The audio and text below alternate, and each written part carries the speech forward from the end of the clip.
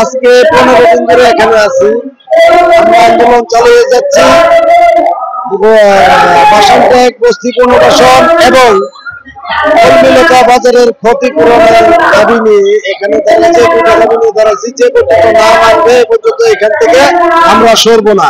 বারবার আমরা বিগত 12 বছর যাবৎ এই আন্দোলনে আছি। আমাদেরকে কেন করা হচ্ছে এই অবস্থা, কেন আমাদের দাবি মানা হচ্ছে না, সেই প্রতিবাদে যে পর্যন্ত না মানবো পুরো বাংলাদেশের বস্তি বসে এখানে উপস্থিত হবে। আগামী 28 তারিখ আমরা বস্তিবাসী বিক্ষোভ সমাবেশ ডাকিয়েছি। পুরো বাংলাদেশ থেকে বস্তিবাসীরা আসবে। আমরা আন্দোলন চালিয়ে যাবো যে পর্যন্ত আমাদের এটা দাবি না মেনে নেয়।